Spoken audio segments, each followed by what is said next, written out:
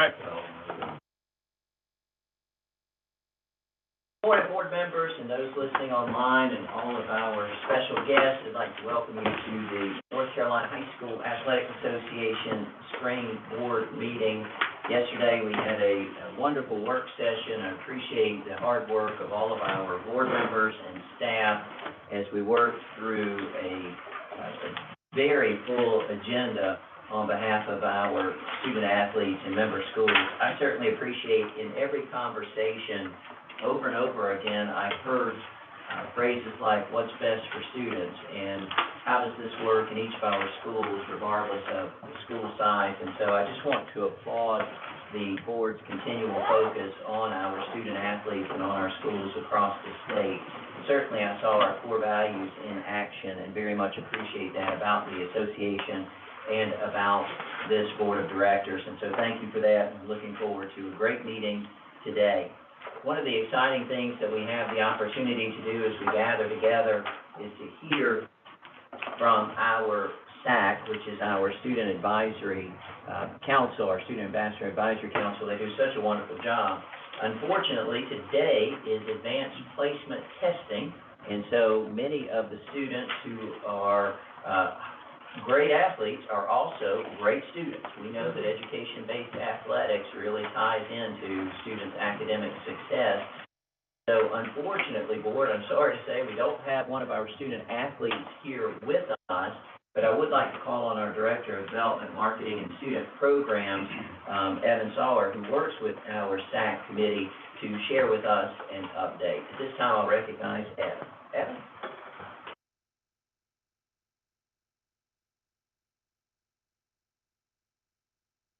President Jackson, thank you. Good morning, everyone. It is my pleasure to stand here today and speak briefly about the North Carolina High School Athletic Association Student Athlete Advisory Council, or SAC program. My name is Evan Sauer, and like all of our SAC members, I participated in education-based athletics, baseball, at a member school, Leesville Road High School, during my career in high school from 2007 to 2011. Today, I want to take a few minutes to discuss the past successes and future upcoming opportunities provided by the Student Athlete Advisory Council. 2 weeks ago, the SAC team put on the 2023 Student Leadership Conference in Greensboro, North Carolina at the Greensboro Special Events Center. This event took place over a 7-hour Saturday on April 22nd, 2023. In total, the event represented 44 high schools that are member schools of the North Carolina High School Athletic Association and over 140 student athletes from across the state. We had schools attend from as far east as Brunswick County and as far west as McDowell County. The student athletes had the opportunity to listen to numerous speakers on life beyond sports. These speakers included Amari Pearson, Alan Hooker, Jana Fonseca, Mark Drivelbis, and a college student athlete panel represented by Duke University and North Carolina State University. Thank you to all the speakers that were involved. Lastly, I want to thank all of my teammates here at the North Carolina High School Athletic Association that supported us and assisted us in making the Student Leadership Conference a great success that Saturday. As a group, we have set aside some lofty goals. Our next major opportunity will take place during the 2023 North Carolina Coaching Clinic, July 17th through the 19th. We plan to have 2 sessions led by SAC members about the state of high school sports in North Carolina. The idea for these 2 sessions is to hold an open discussion or presentation put on by the SAC team, followed by a 15 to 20 minute question and answer session. Athletic directors and coaches from the state will have the opportunity to ask our SAC team questions about the state of high school sports in North Carolina. Joe Franks with the North Carolina Coaches Clinic, thank you for allowing us this opportunity to speak at the coaching clinic this year. Lastly, I want to thank everyone for the support over the last many of the things we do with the Student Athlete Advisory Council couldn't be achieved without each and every one of you all. So from me, thank you so much, and I appreciate everything you all do. Evan, thank you very much. Board members, I understand Evan actually is going to mark 3 decades.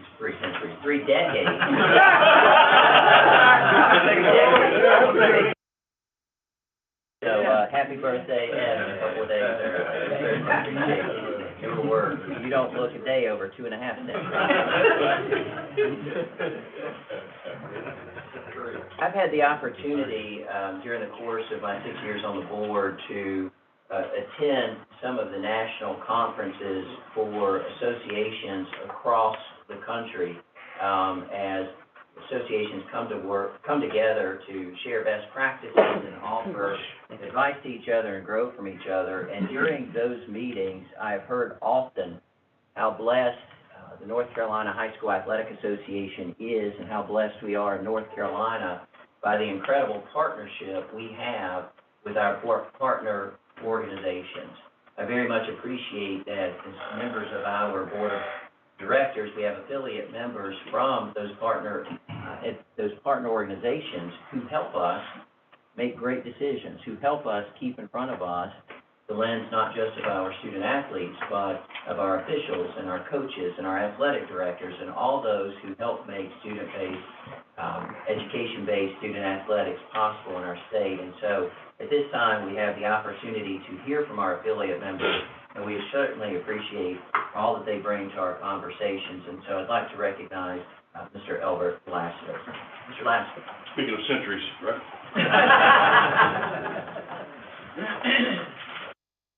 Good morning, everybody. I want to start this quickly. I know many of you are coaches, so you understand this and appreciate this, but all officials, May 1st. And between May 1st and the first football game in August, that official will have attended a minimum of 8 in-person trainings. 4 hours each. I'm sending photo videos each and every week, and I can track whether they're watching those photo videos or not. And they finally figured that out while I was calling. How did you know? I didn't know that up there too. There's a couple of mechanic sessions that they will attend. I have 2 each year, one at Wake Forest and one at Elon. And we talk about positioning on the field and, more importantly, communication with coaches and players, et cetera, that they're going to take the annual test. And I say all that to say this. With all that training, you would think I could have figured out how to drain the water out of my sink in the bathroom this morning. Did anybody figure that out? Okay, so Commissioner, if they don't let us back in, it's me. Water. But it is a great opportunity to be here, and I too, yesterday's ceremony really solidified really not only an important board, but the right calls, the same calls. Even when we disagreed, and we had some disagreements last night, and no one told me to shut up. So, but it was really good discussion, and we're all working for the student athlete. So I'm honored to be on the board as well. And I want to start by thanking Mark for his leadership. And, last fall, he guided us through a very challenging opportunity for officials. And we came out on top of that. We, the entire officiating community, this board, and everyone concerned, I've heard a lot of positive feedback about the 10%. There's always going to be noise and critics, and that keeps us sharp, keeps us on our toes. Sometimes it keeps us up at 3 o'clock in the morning, but we're going to have that, right? And we can't let those critics get in the way of the positive work that we're doing. Excited about what Mark's going to propose today, forming a committee that will work toward a common cause and solutions, instead of just talking about how bad it is. I'm going to talk about how bad it is for just a second. Short and sub officials, my day job is workforce development. This is what I do, what I've done, and I can't tell you how many meetings, every CEO I meet, every business owner I meet, the same story. I can't find qualified people to fill my positions for. It takes me 3 months to feel and think about the lost opportunity when you've got 3 months and you've got somebody doing double duty on the job. I accept that official may be paid, a piece of it. It may be how they're treated, that's a piece of it. But I think it's just the nature of the time in which we're in. There are so many other opportunities. Or if you're in football officiating in particular, but if you're in officiating for the money, Saturday, I'm wondering if you should $100 and go home. the high school is not in it. And most of the people that I've had an opportunity to work with over 30 years are as committed to doing a good job on Friday night as you are committed to doing it. I appreciate that opportunity. So I'll close with this. The committee, hopefully that we can work on retention, and recruiting. So just saying how bad it is. I was talking to Jerome, and he's got 4 different academies in his school right now that he's giving students an opportunity to. And we've got to be just that creative too as we recruit officials. Why do you want to be a Ball Stop, school opportunity to be a part of this board, and a really good opportunity to see the hard work you as administrators do. Thank you. Thank you so much. We appreciate it. I'd like to invite Vernon Aldridge from the North Carolina Athletic Directors Association to come forward. We certainly appreciate Vernon's membership of this board of directors. Thank you. Good morning, everybody. On behalf of Roy Turner, our Executive Director of the North Carolina Athletic Directors Association, I bring you greetings. Dr. Jackson, our president, spoke a minute ago about the outstanding relationship between the North Carolina Athletic Directors Association, the North Carolina High School Athletic Association, and the North Carolina Coaches Association. And I, too, as I travel in conferences throughout the country, I hear horror stories of other associations and how they have an adversarial relationship with the other associations. It's refreshing to be here and have that close working relationship and not have that adversarial relationship. It allows us to do a lot of great things for student athletes in North Carolina. I think all 3 groups share a common vision that we want to provide the best athletic experience for student athletes in North Carolina. And I think that's our driving force that causes us to have such a great relationship. The North Carolina ADs Association, as it has from the beginning, stand with the North Carolina High School Athletic Association and feel that they are the organization that should be leading athletics in the state of North Carolina, and that they have provided an excellent experience for our coaches and athletes for 100+ years. So I want to reaffirm that we support the North Carolina High School Athletic Association. Just like the North Carolina High School Athletic Association, we have a board of directors. We have an executive board, which is made up of Roy Turner, our executive director, myself, the associate director. And this year, our president is Colin Begley from Green Level High School. Our vice president is Brian Knapp from Marvin Ridge. Our secretary is Stephen Robinson from Charlotte Mack. Our NCHSAA liaison is Darren Coe from Wake County. And our past president is Kelly Lewis from New Hanover High School. As you can see here, each of our 8 regions are represented, just like the High School Athletic Association. So we have a representative from each of those 8 regions. And you can see who your representative is. We also have affiliate members. Hugh Tucker and Joe Franks are affiliate members of our organization.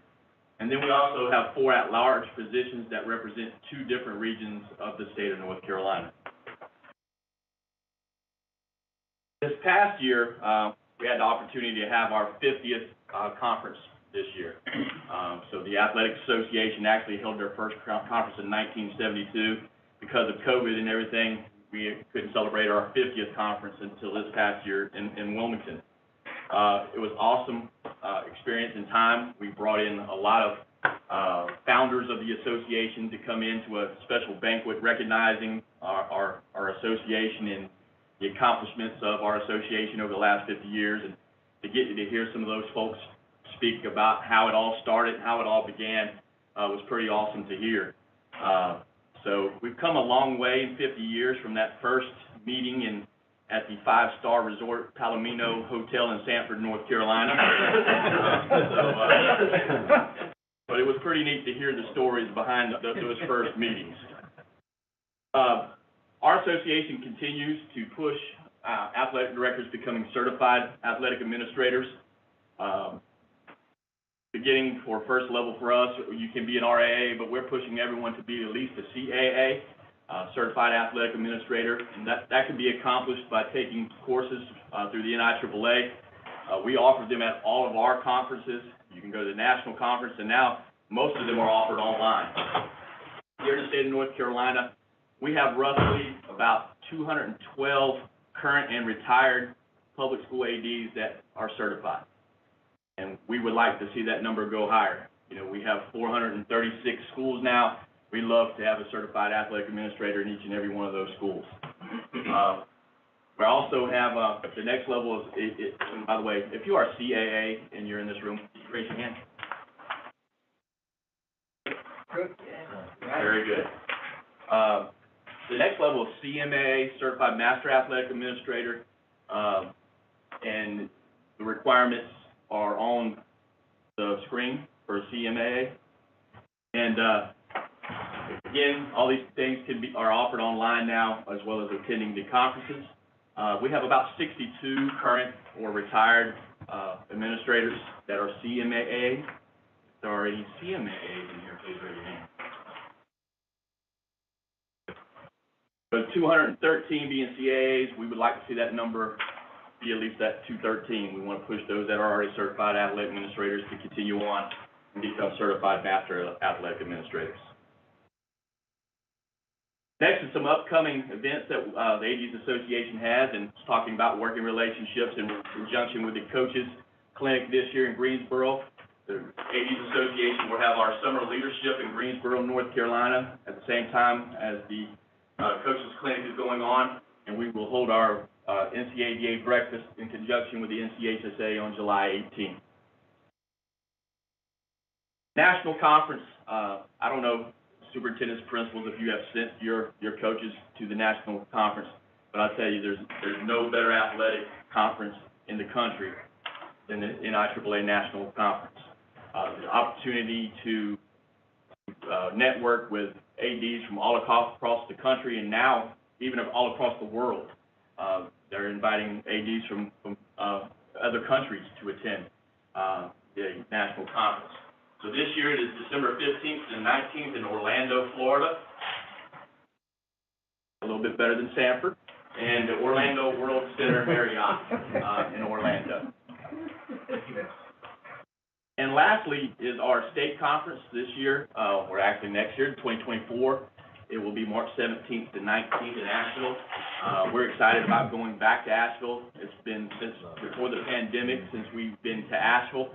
So we look forward to moving our conference back out west in 2024. Registration will be up for that conference in December of 23. Again, I'd like to thank everybody for the opportunity to serve on this board for the last 4 years. There's a lot of difference makers in this room, and continue to fight the good fight. And again, what you do for students in the state of North Carolina is not unnoticed, and we appreciate all your hard work. Thank you.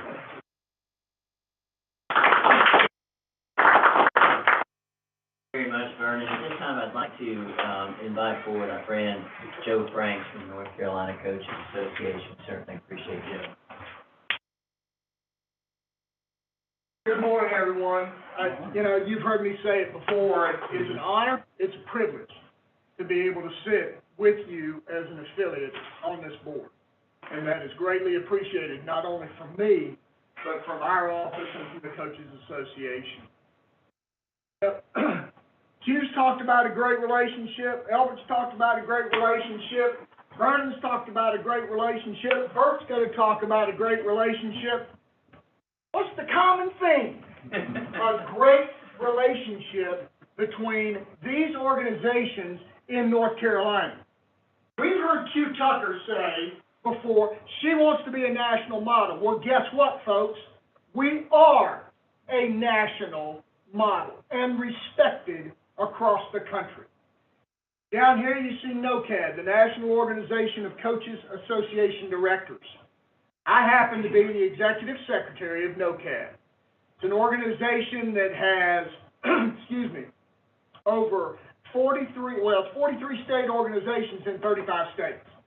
We meet once a year in January. It's directors of Coaches Association groups across the country.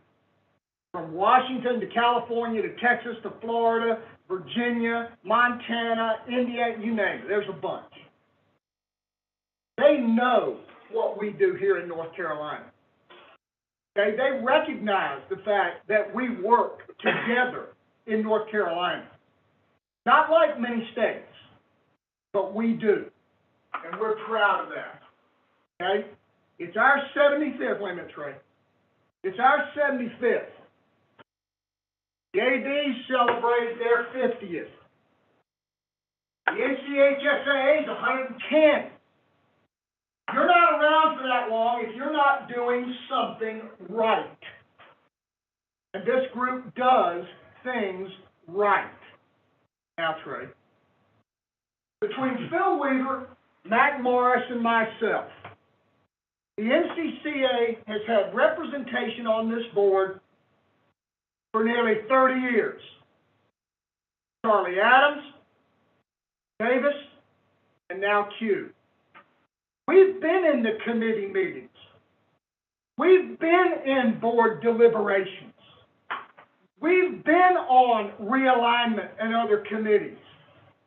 We've seen firsthand how the NCHSAA has worked diligently for the benefit of its members, the member schools, and for our student athletes in the state of North Carolina. Our board put out this, just like Vernon said, a show of support. The North Carolina Coaches Association stands with and supports the NCHSAA. We firmly believe the NCHSAA is the best organization for the administration and regulation of high school athletics in the state of North Carolina. Coach Carver serves on our board. He's behind this. We're behind this. Our board, you'll see some other people that have served on this board, some people that may end up serving on this. Patty Pratt's down there in District 4. Okay, so we have 2 representatives, from each of the 8 regions. Thank you, Trey. Rob Maloney. We know Rob Maloney in Pitt County. Okay, Neil Blankenship has been right here. All right, Phil, our games director, Mac, our clinic director, and I'm the executive secretary. Our clinic dates: Monday, July 17, Wednesday, July 19. In front of you, I put a packet with a clinic brochure, the athletic injury management, CPR AED. This is going out to current members and associates this week. We've got the mailing service. It's going out this week. We have tried to do, being the 75th, we have tried to put together an outstanding program. And I believe we have. You look through this, you're going to see people, and I'll get to the biggies in a second, okay? But you're going to see people that are going to come to this clinic. For example, Ben Lanana from Virginia. Our cross-country coaches are going to be able to sit in and listen to a guy that's won 11 NCAA championships at Stanford and Oregon. That's unbelievable. Bob Raymond at Florida State, 2 national championships. Our softball clinicians both won national championship at Florida State. One's coaching in a high school, one's coaching in college. You think they can't relate? We've put together what we feel is an outstanding clinic. Now, this was the first time for our 75th. We pulled a rabbit out of the hat. At 2 p.m. on Monday the 17th, Roy Williams and Mike Krzyzewski are going to do a center court conversation in the arena at the Greensboro Coliseum for our coaches. We're excited about that. Now, both of them have spoken at clinics before, okay? Well, they've been there. But you got 2 retired legends. It's a great opportunity, we feel, for our coaches, okay? The other thing I want to mention about the clinic, and this is another example, and I know, Q, if I'm rambling, or Rob, if I'm rambling too much, put me on timer.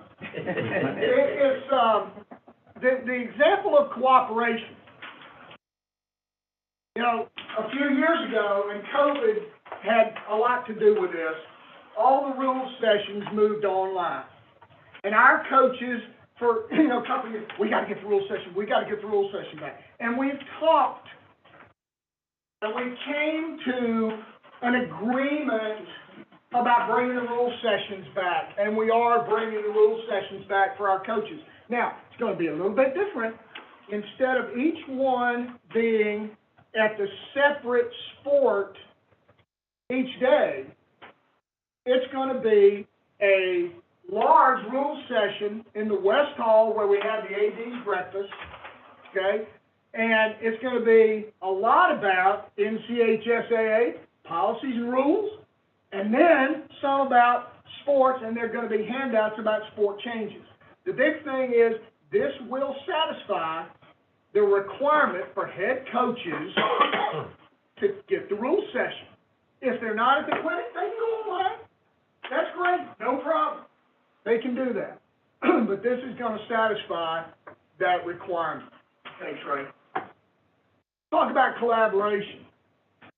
You know, we got board with, Vernon talked about that too. We've got board representation in all three of the organizations.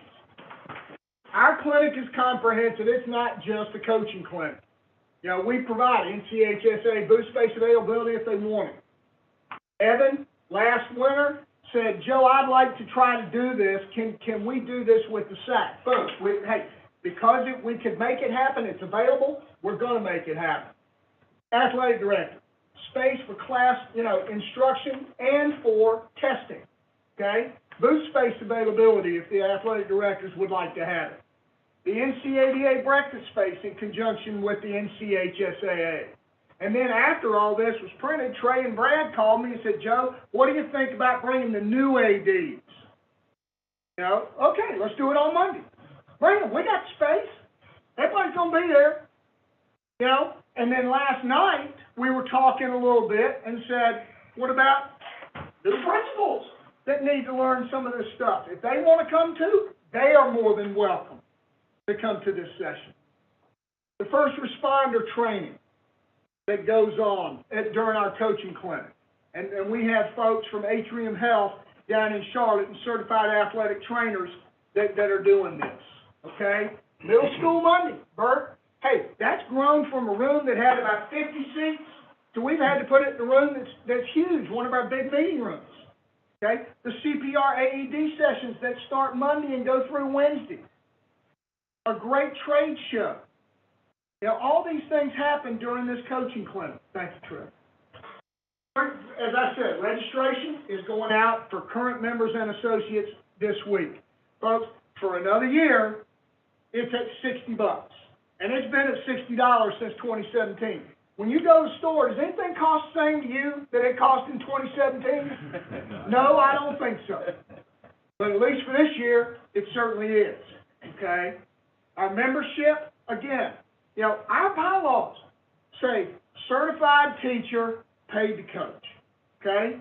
Associate, if you don't meet that non-faculty volunteer or first responder, they can be associates and come to the clinic and get the benefits and get a card, And again, that card, that's the holy grail, isn't it, kid? Yes, it is.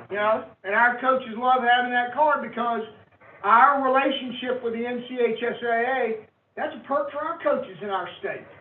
And that's a valuable perk, and we appreciate that. The cards that go out, ADs know this because Joe sends it out all the time, and Joe's fixing to send it out again tomorrow. Okay? Jim to the jury. While they're still doing this, we're going to continue to do it. You get it forwarded to you from Q because I send it to her. And if you find something, in here, just look over it. You might find one thing that's going to help you avoid a situation where there might be some liability. This is fantastic, okay? Our websites, nccoach.org, all of our clinic information is going to be there. EastWestAllStars.com. Now, this summer, for 75 years, this will be 75th, we have, soccer started in 96. But back in 1949, we had a football game in the summer and had a basketball game in the summer. Well, we're still going to have our football game, basketball game, soccer in the summer. However, the All-Star football game will be moving to December, this December. So basically, we've got 2 All-Star football games this year. One for the class of 23, that'll be in the summer, and then kids that finish up, it's going to be on December the 17th in Greensboro, kids that have finished their high school career, and then we're gonna have an all-star game that weekend. The Shrine Bowl's gonna play on Saturday, we're gonna play on Sunday. Okay? Newsletter is going out today. Okay? And especially we wanted to kind of wait for me to talk a little bit about Coach Krzyzewski and Coach Williams, and then they're gonna release some stuff. Of course, there have been some people that have already heard about that said, Joe, is this true? Yes, it's true. So now it's gonna be official, okay? Facebook and Twitter, we're on that. Of course, I know there's some people listening today, they're gonna be putting stuff on Twitter, and that's fine. Anyway, we're a service organization. We're here for you, okay? You know that, again, I appreciate, I know I went over, I apologize for that, but we appreciate the opportunity to be here. Thank you so much. Thank you. Thought we were about passing late, I appreciate it. At this point, we're delighted to welcome our friend Bert Jenkins from the North Carolina Department of Public Instruction, also affiliate member, great partner to have in this work. Welcome, Bert. I looked at the plan, I'm like, I'm following Joe Frank. Oh, boy.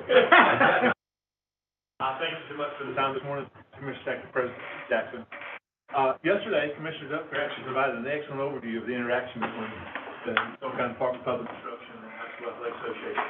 So we're just going to let what she said stand. Just some things that we've done in the past few months. We have shared with the NCHSAA the fellow audit report.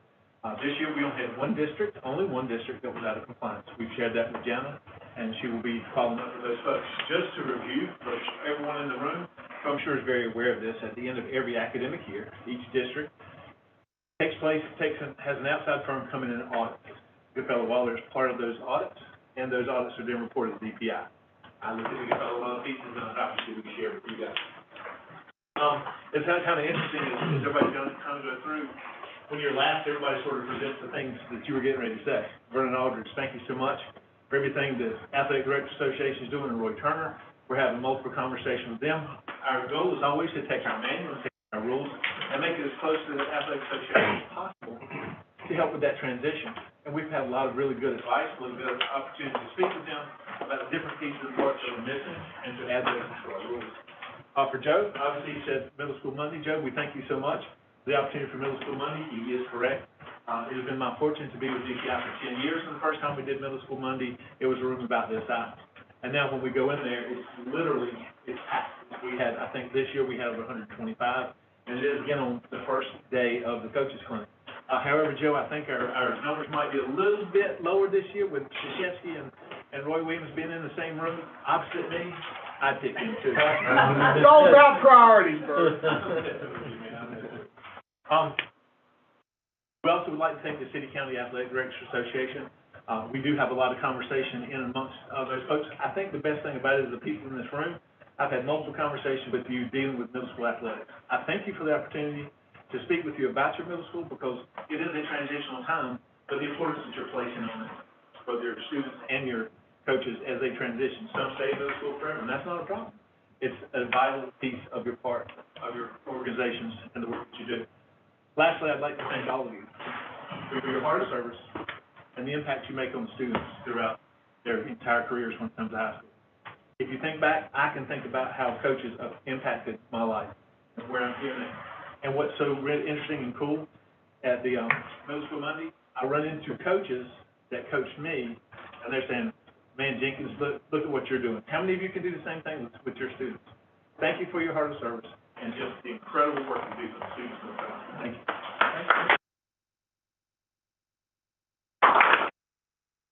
Thank you very much. We certainly appreciate all of our affiliate members and the report on the great work you're doing. I certainly appreciate the affirming statements of affirmation from our partners in this work, and at least speaking for the board, and I know for the staff as well, we're as committed to our partner organizations as they are to us, and so we know it takes all of us working together for our student athletes. Board members, next on our agenda is an opportunity for a break. When we return, we will begin our committee reports. My computer's telling me it's 9:35, so I'd like to, I'm gonna call for a 10-minute break. We will return at 9:45. For those listening online, we will resume our meeting at 9:45.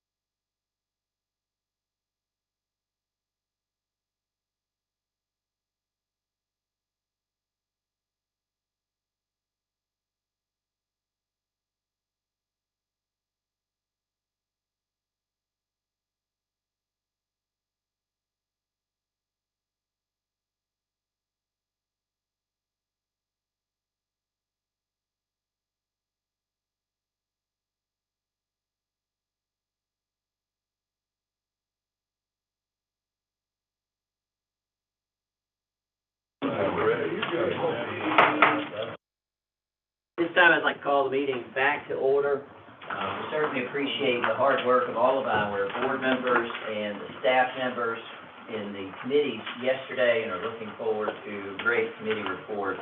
So I'd like to start by calling on the chairperson of our Review and Officiating Committee, Mark Byrd. Byrd?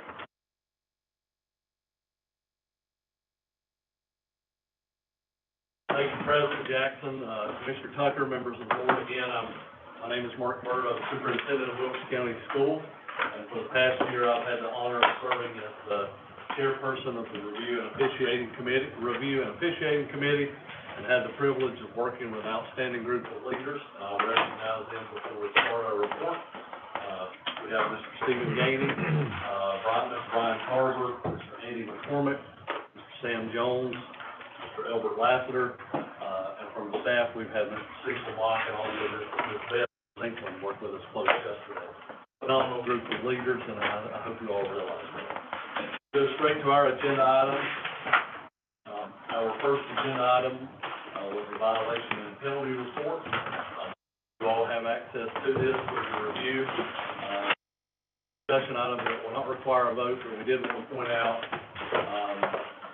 right now, the main reason for violations and penalties are exceeding the weekly limit of games in the spring. And then we also looked at by sport for the year, men's basketball and baseball seem to be the greatest area of concern. I did mention to you earlier, I think baseball, we need to be aware that some of these violations are through the use of technology. So we have that on our list. Chairman, let me just acknowledge, just as we're talking about this area, we had 7 ejections last night in spring sports. 7 ejections. So I think, again, we just have to be diligent as we're trying to make sure that we're spreading the message about benching bad behavior. And, because yesterday Mark mentioned how many we'd had the night before. So I got that report this morning. And it ranges from profanity to disrespectfully addressing our officials, and sometimes even making contact with our officials. So we just have to continue to work on this. It's not something we fix, put it on the shelf, and think, okay, we've got this taken care of. It's an ongoing challenge for us. Commissioner, add one more. Okay, so 8. Item 2 is the ejection report, and I'll take Mr. Tucker's word and go straight into this. One of the advantages or disadvantages of sitting beside of Cecil in one of our board meetings is he can update you immediately. We had those sidebar conversations earlier. We were talking, when you look at the ejection report, you see that ejections are up from last year. Fewer schools are involved. I think without these updated numbers at the point, we talked about this yesterday, 69% of our schools have had at least one ejection this year. Last year, that was 80, so at least there's a positive. We were all proud of the fact that looking at sports, football ejections and men's soccer ejections were down. But along with Commissioner Tucker's words, our points of emphasis that we wanted everyone to really be aware of, the number of coach ejections are up, or were as of yesterday, we had 42 more at this point right now than we had a year ago. That's concerning to me. And as she mentioned, there's been a large increase in the amount for disrespect or contact of official and for leaving the bench area. So I think those are concerns for all of us, along the lines of sportsmanship that we're all working so hard to improve. Any questions about the ejection? And it's a discussion item also, so we, as a board, you need to do nothing to be aware. Our third item,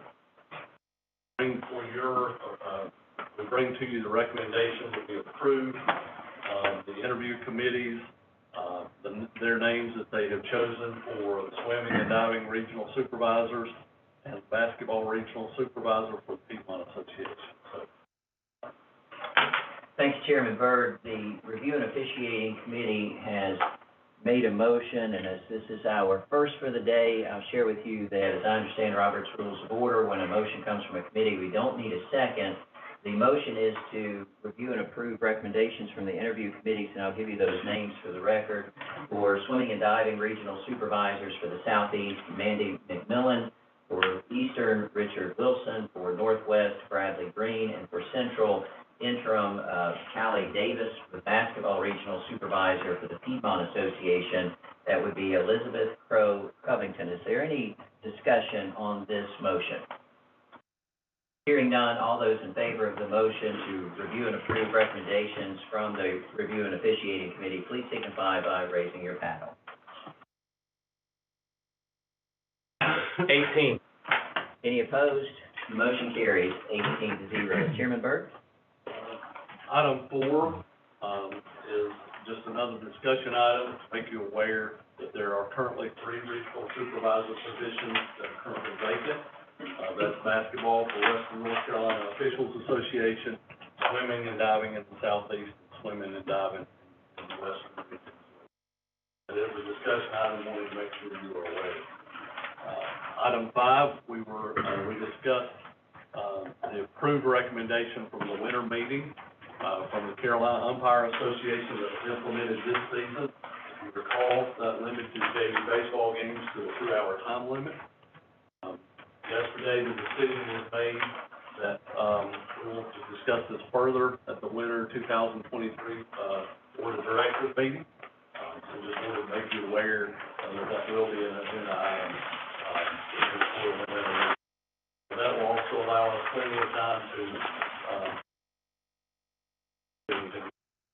that item. Item 6, discuss, the shot clock recommendations from the North Carolina Basketball Coaches Association. As a committee, we would like to make a motion for the commissioner to form an ad hoc committee, to come back and share with the board their findings on financial and operational impact to schools, officials, and state playoffs of this decision. Board members, you have before you a motion from the Review and Officiating Committee for the commissioner to form an ad hoc committee. Will you restate that motion, Chairman Byrd? Yes, sir. Our motion was for the commissioner to form an ad hoc committee, to come back and share with the board their findings on financial and operational impact to schools, officials, and state playoffs of shot clock implementation. Thank you, sir. Discussion from the board. Hearing none, all those in favor of the motion before you, please signify by raising your paddle.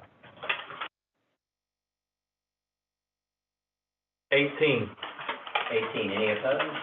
And the motion carries 18-0. Chairman Byrd. Yes, item 7 concerned pay for swimming and diving officials. And as our committee brings a motion to you to approve a pay increase for swimming and diving officials, put them more in line with other varsity sports officials. Specifically, that increase would go from $53.50 to $70 for the referee, and it would go from $27.50 to $40 for the stroke and turn judges and diving. Thank you. Board members, you have a motion before you from the Review and Officiating Committee to approve an increase in pay for swimming and diving officials. Referees would move from $53.50 flat fee to $70. Stroke and turn judge, starter, and diving judge from a $27.50 flat fee to $40. Any discussion on behalf of the board? I just want to reiterate what, Mark said about trying to put this in line more with our other varsity athletic contest officials. So, just want to reiterate that is what the committee talked about when we were making this decision. Thank you, Dr. Gainey. Any other discussion from the board? Hearing none, board members, all those in favor of the motion before you, please signify by raising your paddle. 18. 18, any opposed? And the motion carries 18-0. Chairman Byrd. The last item our committee reviewed was to review recommendations from the officiating ad hoc committee.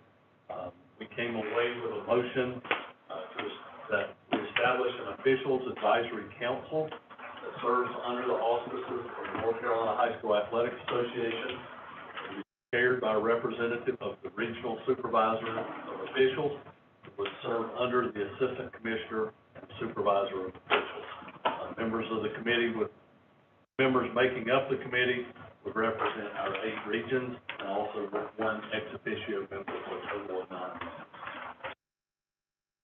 Members of the board, the Review and Officiating Committee has placed before you a motion to form an officials advisory council under the auspices of the North Carolina High School Athletic Association, reporting to the Assistant Commissioner with the representative of the regional supervisors as chair. 9 members will be on the Officials Advisory Council, including 1 from each region, plus an ex officio member.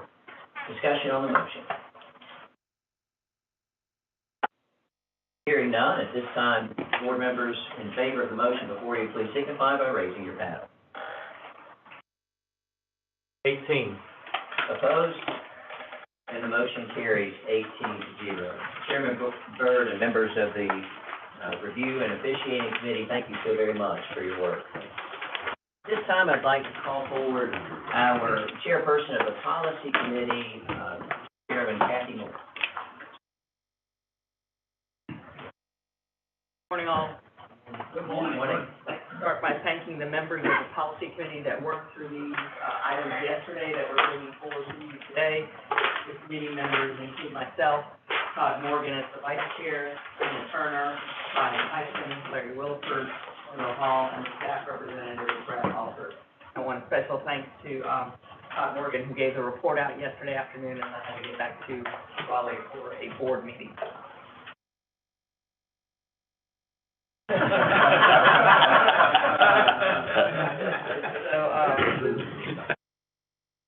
We have a robust agenda, a couple of really good things on the items for today, and we will be asking approval for several of them. We'll start with the first one, which is the name, image, and likeness policy. From the conversation yesterday, as shared with me from Brad, a number of points were made regarding the need to move forward with this policy at this time. We have either 26 or 27 states that have already adopted an NIL policy for high school athletics, another 10 or 11 that are considering it right now. From last winter's board meeting, a direction was given to form a committee to come together and take a look at what was happening nationally on this landscape and to determine if there was space for and we were ready for a policy moving forward for NIL in the state of North Carolina as well. So that committee did come together. Todd Morgan, the vice chair of the policy committee, serves as the chair of that committee. I do want to call out the members of that committee. I know they were mentioned yesterday as well, but they did a lot of work to come together with this policy. They include Chad Duncan, Rob Maloney, Lauren Cowdy, Cody, Michael Baker, Crystal Massenberg, Kimberly Furlow, Kim Mason, Steve Robinson, Wendell Hall was the State Board of Education liaison, and the NCHSAA staff that participated included Hugh Tucker, Brad Alford, Trey Waters, Rhonda Driverless. So the policy has been committed. It was discussed yesterday, has a number of items, including some guidance that will follow the policy to help schools with how to implement. Happy to answer any questions. We are bringing it forward as a motion forward. Thank you. Board members, you have a motion from the Policy Committee to approve the North Carolina High School Athletic Association name, image, and likeness policy. Discussion.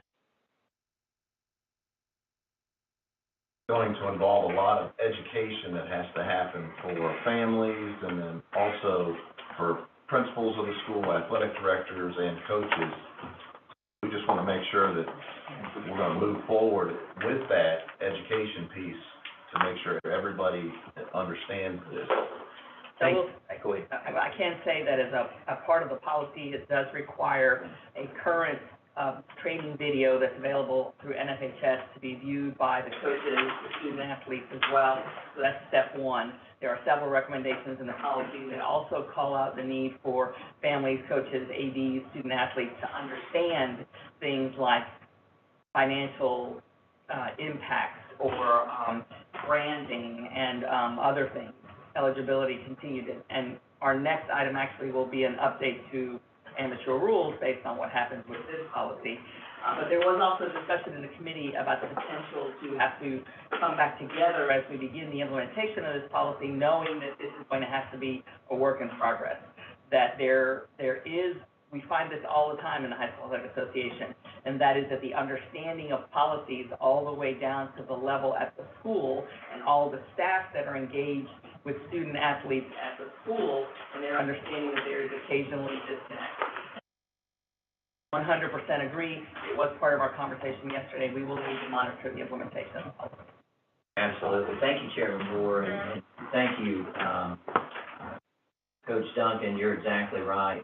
And I would go a little further to say that training also includes our school system superintendent. This is a big change for all of us going forward, and we certainly need to make sure that we're all well versed in the requirements and the opportunities for our student athletes. Other discussion, board members?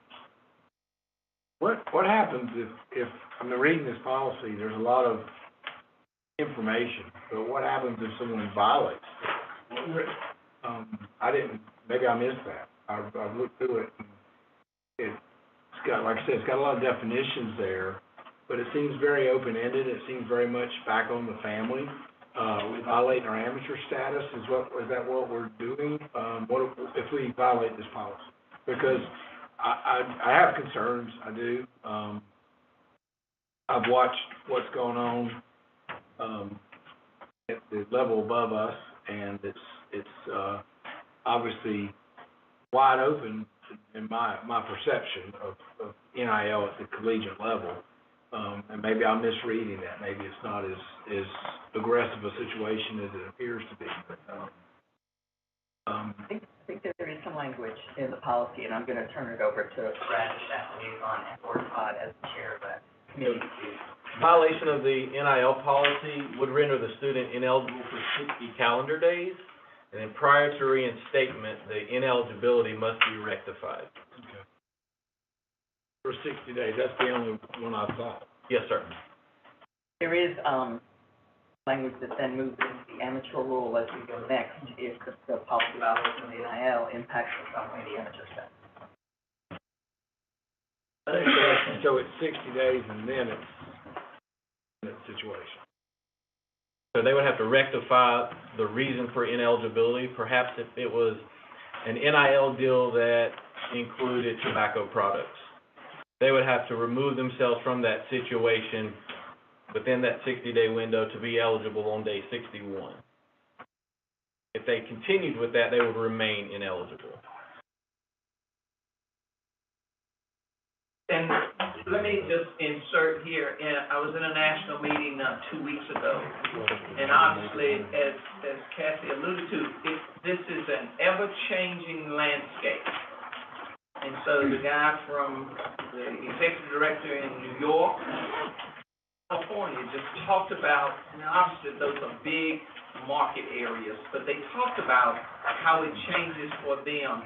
And they just talked about, don't wait too late to get something out there, because before you know it, you have, because it's changing so quickly, and then we're running to try to catch up, and we certainly don't want to do that. But I would think, Stephen, one of the things that, as Chad was mentioning about the education piece, I think it's incumbent upon us to make sure that when an AD or principal gets wind that there is a student who maybe has reached out, or maybe a parent, is that then we make sure that they go through the educational piece of that. And then there, we talked about a registration piece so that we could be notified where we have these going on. And guys, we've had to address it already. And so all we could do is address it under the umbrella of our amateur rules. And so it's out there. Pitt County, we dealt with it. We had somebody up in the Surrey, Stokes County area. And we get wind every now and then that some things are happening maybe in Mecklenburg County. So, we don't want to find ourselves in a position where we're running to catch up with it. We also don't want to set ourselves up that we have the haves and the have-nots. We don't want to have a situation where we have recruiting going on. So we've got to monitor it. And in our opinion as staff, as we discussed it, some kind of boundaries and something that at least gives us some guidelines for when we're talking to our ADs and principals. And Dr. Gainey, if I could add, piggybacking off of Commissioner Tucker, as we sat down as an NIL committee and went through this, and we had some excellent training or presentations from some national level folks, there's kind of a misconception, I think, at the high school level. We see what's going on at the college level. We see big dollars attached to it, and really, it's less than 1% at the high school level of that upper echelon student athlete who would be receiving that type of, more what the average was a $60 to $120 range for about a 3-hour window of an opportunity. It's more like a part-time job for a student athlete to start building their brand and understanding of how, you know, to use their name, image, likeness for their opportunity. I think that it is a living document in the sense that it would be on the online version would be the most recent up-to-date version, because it's an ever-changing landscape nationwide. And so as things change, we'll have to update and change with it. But I think Commissioner Tucker's right. If we have a policy in place, we have a place to start and to guide ourselves in this and to try to help better educate our student athletes and our coaches and our families. I guess one thing is, as we're saying all this, you know, in the education piece, Chad, you said we were talking about the education piece, you and I did. Do we even know what we really are talking about? And July 1's coming. We're in May, and it's got July 1, 2023 that we're going to be ready to implement. Is this a bigger discussion with people before this gets put in place? I mean, I understand the part about not being the last one in, but effective date July 1, it's May 3rd, and we know many of our people we lose contact with, and a good, you know, rightfully so, school's going to be out early June. And do we really understand what it is? I think what we felt as a committee, my dad always used to say, if you wait till something's perfect before you do anything, you'll never do anything, right? So we had to get something in place, and we felt like it was important for us. And 27 states have already adopted a policy. There are 10 or 11 more that are in the process. And, you know, you kind of, it's the last policy that was made, that triggers the next one, and you kind of build it from there. So that's what our committee's charge was to try to build a policy based on the most recent, up-to-date information, and then it will be an ever-changing thing. We do think the education piece, as Chad has mentioned, is important, certainly, and we feel like that the opportunity to do that during the summer coaches clinic, summer athletic directors, summer leadership retreat, you know, going into next year's fall sports meetings and every sports season meeting, and our regional meetings, this will be an ongoing piece of what we do with this policy. And I would say as a minimum, we have the NFHS NIL course. There is a course that is available. And so at a minimum, if someone goes to Chad Duncan and says, a family approaches him, at a minimum, that family ought to be required to go through that with Chad or however, and then we start that process, and then we'll continue to provide resources as we get them, for all of our ADs as they have those opportunities. Could you verify, if I remember correctly, the committee did a presentation on session athletic directors across the state who felt like it was incredibly important. Yeah, that go ahead and be done because the guidance is needed. Yeah, that's correct. Chad Duncan and I presented at the North Carolina Athletic Directors Association conference in Wilmington. It was a full house in that room that day. Thank you both for doing that, and I agree with what was said in terms of, earlier this morning, we talked about our incredible partnerships with the Coaches Association, the AD Association, and particularly as we have folks gather this summer, certainly hope and I'm sure this will be a topic that will be addressed. Speaking of the Superintendent's Association, we've already had conversation about 4-hour summer training, having an NIL session, so it's very, I think it's very timely from the standpoint of it's here, it's happening, and so moving forward, I appreciate all the work that we've had so far. Other questions or discussion from the board? So, Mr. Chairman, I think there's a lot of moving parts to this, and, you know, the genie doesn't go back in the bottle, and this genie's already out of the bottle. So I think one of the things for anybody listening, make it very clear that this is for the student athlete only. This does not allow them to affiliate with the school. This does not allow them to monetize on anything related to the association or the district or the school or any NFHS. that this is purely between whatever agreement they make with an outside entity and them as a student and ultimately as a family. So, you know, I like, as the versions that I've seen, I think this one makes the most sense to dip our toe in the water.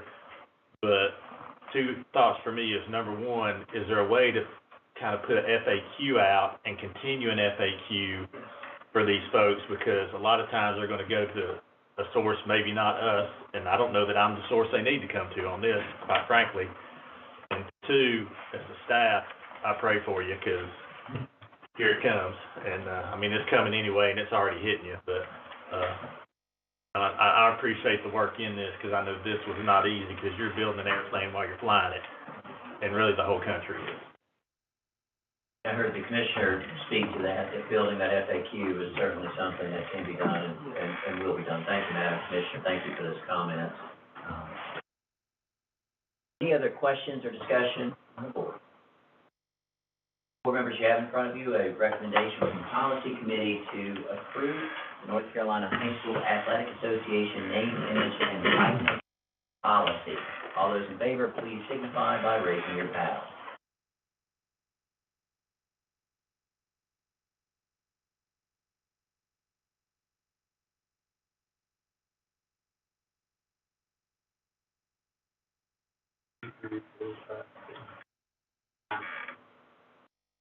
Fifteen. 15, those opposed? 3. Thank you. The motion carries 15-3. Madam Chair. The second item on the agenda is a change to the amateur rule based on where we have now gone with the NIL policy. The policy committee recommends updated language of the amateur rule. The no pay to play section is where that update has occurred. So you'll look on the key is that in your packet has the correction and changes in red. Thank you.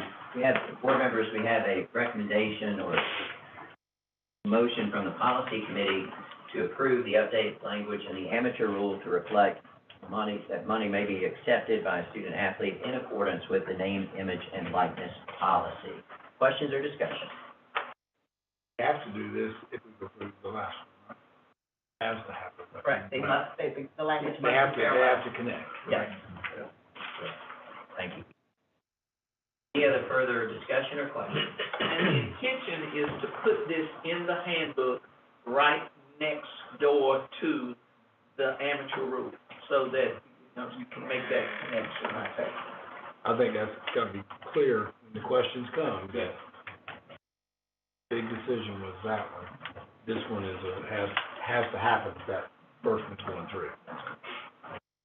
Dr. Jack, I think it's also going to be important talking about the education piece with, as we're talking about the amateurization, all these athletes have to complete their clearinghouse, and there's amateur questions within that. So our ADs are going to need to know how to walk these student athletes through that to make sure that we're still answering those questions correctly, so it does not get flagged within the clearinghouse.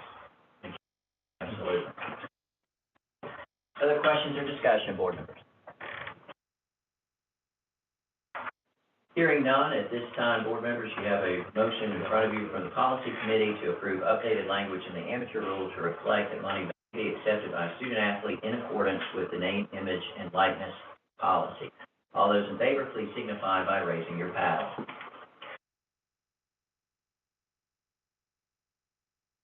18. 18, those opposed, and the motion carries 18-0. Chairman Moore. Thank you. Third item on our agenda today is regarding the disqualification and ejection report. It was determined through discussion in policy committee, it was brought to us that it may be helpful to remove disqualifications from the report to avoid some of the confusion that happens when the reporting is occurring and people are trying to determine which one it is. The data still gets captured, the data is not going anywhere, it's just removed from the report.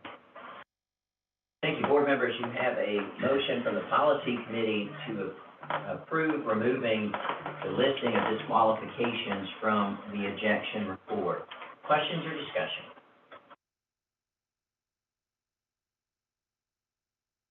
Thank you. Hearing none, I'll just reiterate what we just heard from Chair Moore, which is that disqualifications aren't going away. They just won't be listed on the ejection report if this motion goes forward. At this time, if you approve this motion from the policy committee, please signify by raising your paddle. 18. 18, those opposed, and the motion carries 18-0. Chair Moore. Thank you, sir. Item number 4 is a recommendation from the policy committee to, approve CPR and AED certification for all coaches prior to the first practice date. This will go into effect on July 1 as well. In this particular case, given some of the high-profile incidents that have happened nationally in sports, and knowing that some districts, many districts already ask this and require this of the coaches, felt that it was important for it to be part of the NCHSAA language and position for all coaches to see the CPR AED training prior to their first practice date. And we acknowledge through the policy committee and in conversation that there's a cost associated with this that will be borne at the school level in order to do that. It's $3 for one, $5 for the other, and then if there are any costs associated with our insurance. Thank you. Board members, you have a motion from the policy committee to approve CPR AED certification for all coaches prior to the first practice day. I could have one clarification. Please. It is, they have a year runway here. It is in effect for the 24-25 school year, so not this coming school year, in order to prepare for that. Thank you. That's what we're going Is that July 1? 2024, the 2024-25 school year. Thank you. Effective date, July 2024, for the 24-25 school year. Other questions or conversation? Just a clarifying question, just to make sure, when we say all coaches, all means all, volunteers, non-faculty, All means all. all means all. All means all. Then what are the penalties if they don't? That would be the same penalties that we have now for coaches who do not satisfy that requirement. And obviously, there are no fines, so it could result in suspension of the coach and/or suspension of the athletic director. Other questions or conversation? Board members, again, you have a motion before you from the policy committee to approve CPR AED certification for all coaches prior to the first practice date with an effective date of July 2024. All those in favor, please signify by holding up your paddle. 18. 18, those opposed, the motion carries 18-0. Chair Moore. Number 5 really is to move some language that is in an existing policy, different place in that existing policy. This is talking about residency requirements. The motion here is to put the language around change of schools must be contemporaneous with the change in residence, to right next to the language about you have to show that you've moved because you have to provide proof of your new address. Because occasionally you will get proof of the new address that you may not have moved into yet, and I'll send you for a year or so. And so what we're saying is those need to go together. It makes more sense in the policy, existing policy, to just move it up so that we're back to. Thank you. Board members, you have a motion from the policy committee to approve moving the phrase, quote, change of schools must be contemporaneous with the change in residence, end quote, from policy 1.2.10J to 1.2.10E, effective July 21st, 2023, for the 23-24 academic year. Questions or conversation? Hearing none, those in favor of the motion before you, please signify by raising your paddle. 18. 18, those opposed? The motion carries 18-0. Madam Chair. Agenda item number 6 was brought to us by Rosewood High School for consideration of the policy committee to make a change to remove the phrase, the entire county in which the member school is located, from NCHSAA policy regarding charter school membership and eligibility for athlete play. There was a lot of discussion in policy committee about this, because you may recall that there is language around a 25-mile and then the entire county, and there's pending legislation now that even changes that and makes it broader. The concerns and discussion in the policy committee really were that, as we are also playing out through the process with the legislature and the State Board of Education, what rule-making may look like moving forward, that at this point in time, we would not recommend bringing this forward. And instead, we would recommend that the policy committee recommends that the NCHSAA staff gather some data on what the existing impact is of the existing rule of the entire county and 25 miles, see what we can figure out there, and then share that information with the State Board of Education as we continue our partnership with them to jointly develop the rule-making, in the rule-making process.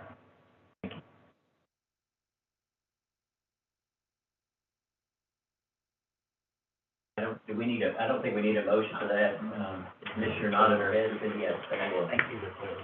And then the seventh item was a discussion item. It is not an item that has a motion associated with it.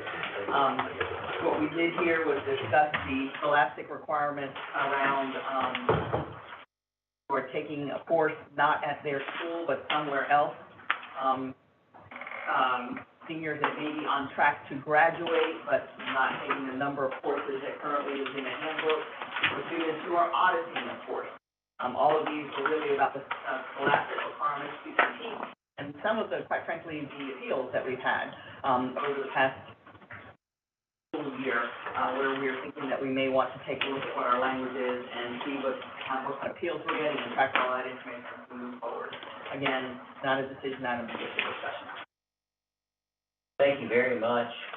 Any further questions or discussion for the Chair, I'd love to just comment that I appreciate this work going on, because as we've seen time and time again, we have adults who are failing student athletes sometimes, and their failure to understand or really dig into these scholastic requirements, and it puts this staff in a very bad position because of failure at the member schools to really understand what these scholastic requirements are. So the better we can clear that up, and the more we can get that out, the better it's going to help us as an organization, and really not impact our student athletes, which is our goal, is to make sure that they're able to work on this. Well stated. Well stated. Thank you, more in the policy committee. At this time, I'd like to call forward Chairman Troy Lindsay, Chairman of the Sports Committee, to the Sports Committee report.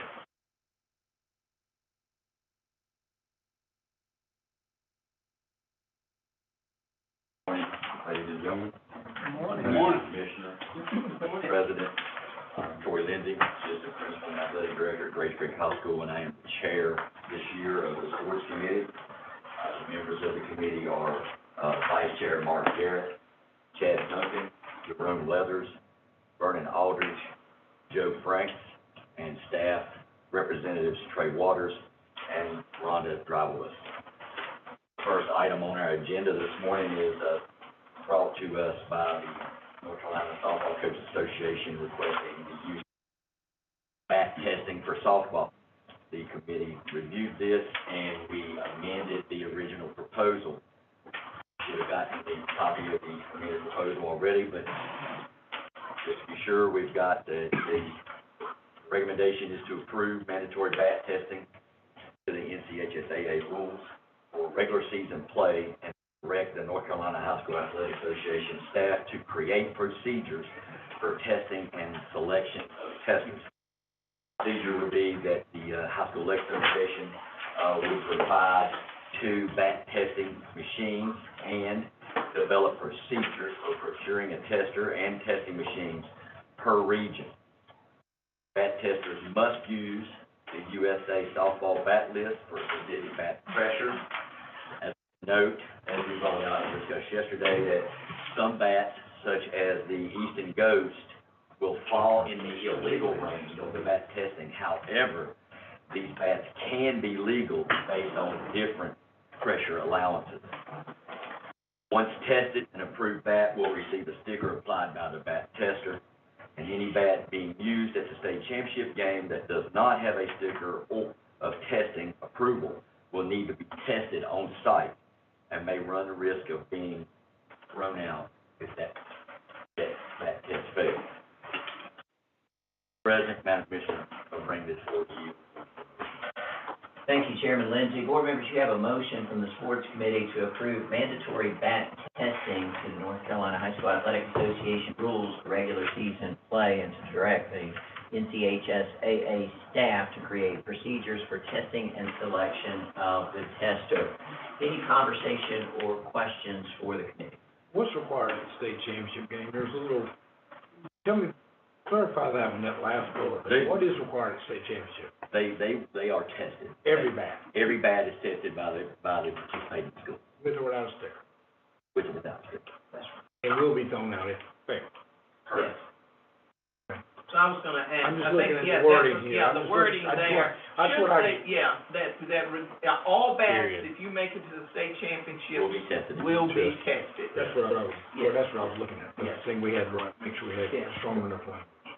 Thank you. All bats. Any other questions or discussion? Again, board members, the motion before you is to approve mandatory bat testing to the North Carolina High School Athletic Association rules for regular season play and to direct staff to create procedures for testing and selection of the tester. All those in favor, please signify by raising your hand. 18. 18, those opposed, and the motion carries 18-0. Mr. Chair. Second item is softball game ending procedures, also from the North Carolina Softball Coaches Association. The recommendation is to approve another game ending rule for softball, to wit, a game is terminated if a team is ahead by 15 runs after 3 complete innings of play. As another note to this recommendation, the North Carolina High School Athletic Association Executive Committee earlier this year approved this as a temporary rule for the 2023 season. We're now bringing this forward to make this rule permanent in the handbook, and this is also in the form of a motion. Thank you, sir. Members of the board, you have a motion from the Sports Committee to approve another game-ending rule for softball, to wit, a game is terminated if a team is ahead by 15 runs after 3 complete innings. The effective date for that would be July 1st, 2023. Any questions or discussion? Hearing none, those board members approving this motion, please signify by raising your hand.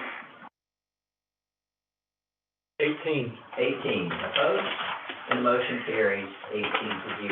Mr. Chair. Number 3, recommendation was to allow, this is from the North Carolina Softball Coaches Association again, to allow JV softball rostered players to participate in 7 additional innings at the varsity level in a week. So part of this was to allow JV pitching 6 extra innings of pitching, or the 7 innings of play at a different position, or as a DP. This item was discussed in the committee, and the committee decided not to bring this forward to the board. Item number 4, North Carolina Softball Coaches, or no, North Carolina Coaches Association, Soccer Coaches Association, recommended to allow freshmen and sophomores only to participate in 3 halves of soccer on the same day. Participation in up to 3 halves of soccer on a single day will be considered a participation in a single game towards the daily, weekly, and seasonal limitations. The committee discussed this and decided that since we have some issues with and students having weekly limitations already, that we wanted to table this. However, we are recommending that this item be taken to the Sports Medicine Advisory Council for further discussion on what type of impact it would have on student athletes' health and safety, especially in the fall with men's soccer during the hot humid days, to get more information.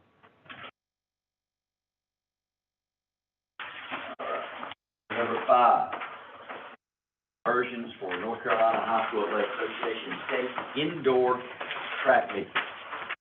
Track Coaches Association to require the use of a conversion chart to determine qualifying times and lane assignments for the indoor state track meet effective July 1, 2023. The conversion chart was provided to you in your packet. The committee believes that this would balance and make the seating part for the indoor state meet more balanced and more equitable, using this conversion chart based on going from a flat, oval, big track to a small bank indoor track. President, we are bringing this item in the form of a motion. Thank you, Mr. Chair. Board members, you have a motion from the Sports Committee to require use of a conversion chart to determine qualifying times and lane assignments for the indoor state track championships. Are there any questions or conversation? Hearing none, at this time, board members, if you approve the motion before you, please signify by raising your ballot. 18. 18, any opposed? And the motion carries 18-0. Mr. Chair. Item 6, swimming and diving, from the Swimming and Diving Advisory Committee to require full regular season meet results to be entered into the NC Prep Swimming website within 48 hours of the completion of the meet.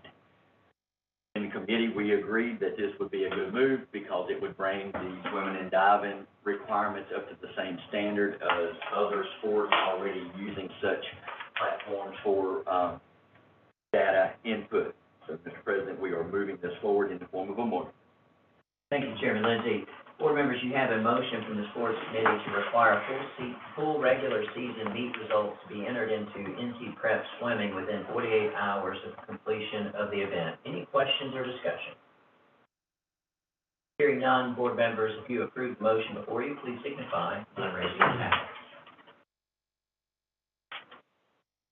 18. 18, any opposed? And the motion carries 18-0. Mr. Chairman. Item 7, from the Southern Piedmont 1A, 2A Conference. Recommendation was to amend the High School Athletic Association Handbook Rule 4.14.1 G2 to allow 2 multi-team events per week, with the multi-team event permitted to include a round-robin tournament with up to 6 teams. The committee discussed this, and we felt like that this was more of a local issue, and we were not aware of any support for this type of thing statewide. So we will not be bringing this forward to the full board. Item number 8, use of RPI in seeding dual team tennis. Recommendation is to use Max Prep's RPI rankings for seedings of teams and selection of wild cards in dual team tennis. Once again, this is an item that we discussed, and just recently, Max Prep has been able to provide rankings for tennis, and we feel that using this procedure would bring tennis up to line with all the other bracketed sports that we have.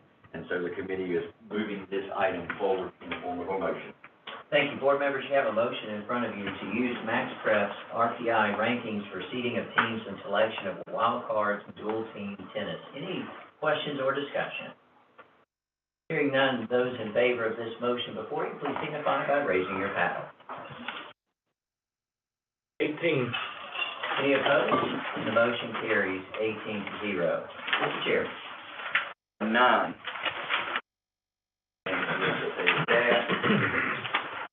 Recommendation to eliminate tournament language from the High School Athletic Association Handbook in the sports of baseball, basketball, lacrosse, soccer, and softball, and revert back to a season limit of 24 games. After discussing this committee, we felt like that this would eliminate some confusion that sometimes athletic directors and coaches and stuff get as far as how to count tournament games with 3 games and all that mess. So In that vein, we will just say that we're gonna give everybody, to include lacrosse, and this is a recommendation that is added to this, that lacrosse be brought up to the same standard of 24 games per season. So that would be no tournament language, all baseball, softball, basketball, lacrosse, and soccer, would have 24-game limit for the season with no tournament language. And we're bringing this forward to you in the form of a motion. Thank you, sir. Board members, you have a motion from the Sports Committee to eliminate tournament language from the North Carolina High School Athletic Association handbook in the sports of baseball, basketball, lacrosse, soccer, and softball, and revert to a season limit of 24 games. Any discussion or questions? Hearing none, those board members in favor of the motion before you, please signify by raising your paddle. 18. Any opposed? And the motion carries 18-0. Chairman Linder. Okay, item number 10. We're waiting on. Also from the North Carolina High School Athletic Association staff, your format of regionals and finals for men's and women's basketball. The recommendation is change the men's and women's basketball playoff format for the regional and state championships. The regional finals for all classifications will occur during the week, Monday through Thursday, leading into the state championships. State championships will be held on Friday and Saturday in the same week. All games will be played at one location with games occurring throughout the day. President, our committee is wholeheartedly feel like this is a great move for the state in basketball, for high school, for the communities and teams and everything. So we bring this forward to you in the form of a motion. Thank you, Mr. Chairman. Board members, I hear a wholehearted motion from the Sports Committee to change the men's and women's basketball playoff format for the regional and state championships. The regional finals for all classifications will occur during the week, Monday through Thursday, leading into the state championships. State championships will be held on Friday and Saturday in the same week. All games will be held at one location with games occurring throughout the day. Any questions or discussion? Just a clarifying question. So Coach Lindsay, that would mean we would play 2 games per week for the 3 weeks of basketball state playoffs? Yes. And since you mentioned that, that would mean that as we move into the summer and we continue our discussions to try to figure out how that format would work, it would be that we would work with the idea of 2 per week, and then we will continue our discussions with where that venue would be. We've made some preliminary contacts as we were discussing this, and so we will continue that and then share that obviously with you all as a board. And if we have to make any adjustments relative to the calendar, we would put that on the agenda for the December meeting for you to formalize that, but that would be the plan. Any other questions or discussion? I'll note that the effective date would be July 1st, 2023, beginning with the 23-24 academic year. Board members, you have a motion before you. All those in favor, please signify by raising your paddle. 18. 18. Any opposed? The motion carries 18-0. Chairman? Yes, sir. The last item on our agenda was a discussion item only. That was to review data from the 22-23 season relative to the quarter rule that we have currently for basketball. As you know, we just completed year 1 of this 3-year pilot. Everyone was given the data, and we discussed that. And, sir, that will conclude the committee, sports committee. Thank you very much, Chairman Lindsay. We certainly appreciate all the members of the Sports Committee for your wonderful work. This time, I'd like to recognize Vice President Chris Blanton, who serves as the chairperson of the Finance and Personnel Committee. Mr. Vice President. Good morning, President Jackson, Commissioner Custer, and members of the board. Good morning. Still doing well. We have a few agenda items that we need to go over, so we will start. Let me start by introducing the committee. Vice Chair Bobby Wilkins, who has also served as the past president. Fred Lynch, Paige Badgett, Bert Jenkins, and the staff members are Commissioner Tucker, Karen DeHart, and Tavares Toomer, and I would like to say up front that I appreciate all the work that our staff put in and all the work that our board members have done to get us where we are with this. So, that being said, agenda item number 1, this is a discussion item only. Just as a reminder, we talked to the Fordham Group after we had our meeting in here with them yesterday, and they were able to review our investment accounts, and again, we just appreciate their work in trying to get us to a point where we are as much money as possible by moving things around when that needs to be done. So I think they do a wonderful job. Again, discussion item only.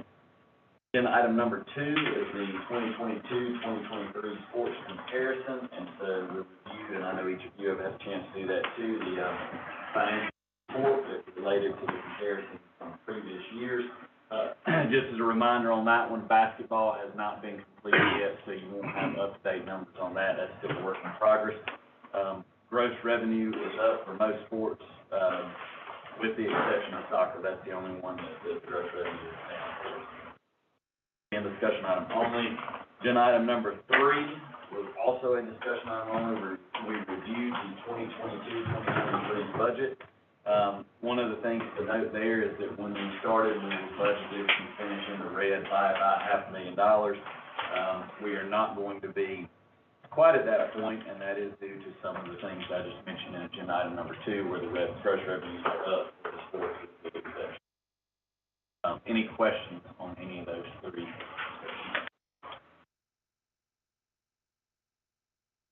Hearing none, I will keep going. Agenda item number 4 is going to, this is something that we will bring forth as motion. As a reminder also, the MOU dictates that we cannot charge more than $1 per pupil for each pupil in member schools, but given what we just discussed with our budget in the 2022-2023 school year, we are going to bring forth as a motion to maintain the membership dues at the current rate of $1 per pupil at each member school. Thank you, Mr. Vice President. We certainly appreciate the work of our staff, and we appreciate the return of fans to games. We're glad that we won't finish as far in the red as we expected. We understand we'll still expect to finish in the red. The motion before the board is from the Finance and Personnel Committee to maintain membership dues at the current rate of $1 per pupil at each member school. Any questions or discussion? Hearing none, board members, if you approve the motion before you, please signify by raising your paddle. 18. 18. Any opposed? And the motion carries 18-0. Mr. Vice President.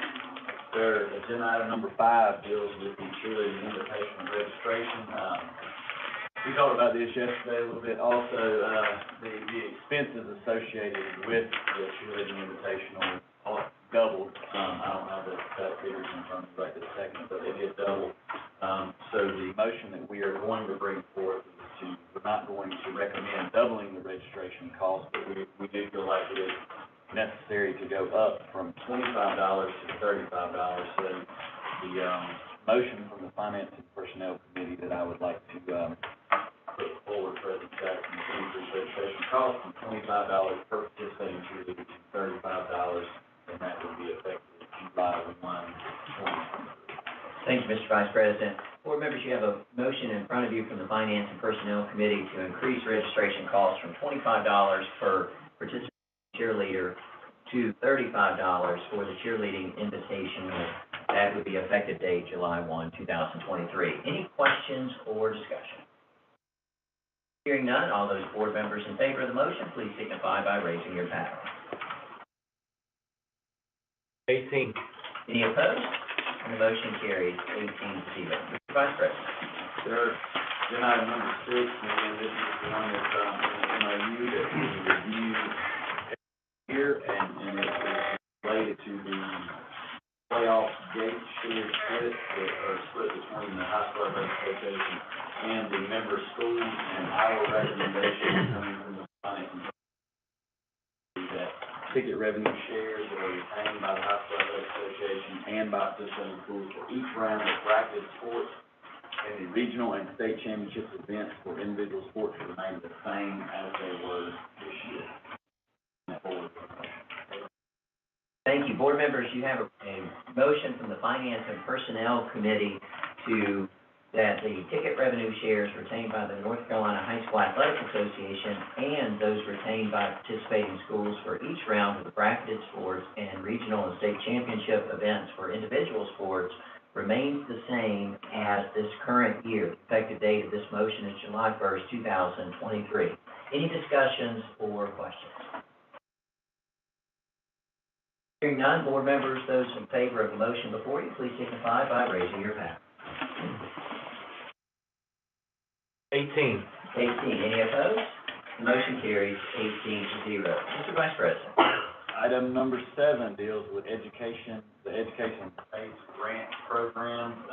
You received information yesterday in your packet, actually yesterday, we reviewed it yesterday, regarding the 21-22 grants, and then also information about the 22-23 based grant. And so Finance and Personnel Committee would like to recommend that the grant, or would like to bring forth a recommendation from the Grant Evaluation Committee where we accept the 22-23 education-based grant awards, and then also the Endowment Advisory Committee recommends that the association use interest earnings from the Education, Health, Safety, and Wellness Endowment to fund the High School Athletic Association-based grant.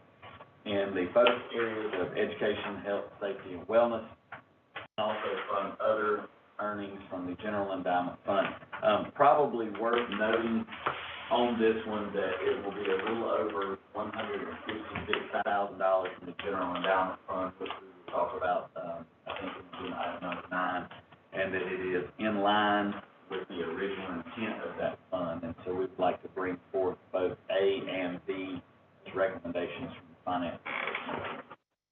Thank you. Board members, you have a motion from the Finance and Personnel Committee to accept the 2022-2023 education-based grant awards and to direct the association to utilize interest earnings from the Education, Health, Safety, and Wellness Endowment to fund the North Carolina High School Athletic Association education-based grants in the focus areas of education and health, safety, and wellness, and fund other grants with earnings from the General Endowment Fund. That comes to you as a form of a motion from the Finance and Personnel Committee with an immediate effective date. Any questions or discussion? Hearing none, board members, those in favor of the motion before you, please signify by raising your hand. 18. 18. Any opposed? And the motion carries 18-0. Mr. Vice President. All right. Item 8 deals with the reimbursement for education-based professional development courses taken by coaches and school administration. I think it's also worth noting in this that at many of our schools, coaches are having to pay for these courses out of their own pocket, and so really what we are suggesting, what we are recommending here is that use the Education, Health, Safety, and Wellness Endowment Fund earnings to fund up to 50% of the costs associated with member schools achieving honor roll status within a given fiscal year and administrators becoming CAA, CMAA certified within a given fiscal year. Jackson, I'd like to bring forward that as a recommendation. Thank you. Board members, you have a motion from the Finance and Personnel Committee to use the Education, Health, Safety, and Wellness Endowment Fund earnings to fund up to 50% of the costs associated with member schools achieving honor roll status within a given fiscal year and administrators becoming certified athletic administrators and certified master athletic administrators certified within a given fiscal year with an effective date immediately. Any questions or discussion? Hearing none, those in favor of the motion before you, please signify by raising your paddles. 18. 18. Any opposed? The motion carries 18-0. Mr. Vice President. Sir, in item number 9, we're reviewing this member school. This is one that I believe the rest of the committee and hopefully all the board are super proud of. I also hope that everyone out there listening is proud of it and appreciative of it. I would like to correct a mistake that I made yesterday when I made a comment about the amount of money that has been given back. I think I said $6 million. Those mistakes are made quite often, by us and possibly others. The actual number is $19,249,538 over the last 10 years that have been returned from the endowment fund back to member schools. That's pretty impressive. And so again, board members that have been involved in those decisions, I appreciate everything you've done there. Our member schools appreciate that. I have a list from our 990 that details all of the money that's been given back over the last 10 years. If anyone would like to see that, after this meeting, and also, I believe it's available online. Yes, I think anybody online is welcome to review that also. So the exact numbers and the accurate numbers are online from our 990. So again, I think that's something that we should be proud of. I'm gonna restate it. Mr. Vice President, just because I wasn't writing fast enough, could you say that one more time? I will be more than happy to. $19,249,538 over the last 10 years have been returned from the North Carolina High School Athletic Association Endowment Fund to our member schools. Well done, by everyone involved. So with that being said, the Endowment Advisory Committee recommends that the Board of Directors consider the 5% distribution from the General Endowment Fund and up to a 5% distribution from the Education, Health, Safety, and Wellness Endowment Fund, or the actual amount needed to cover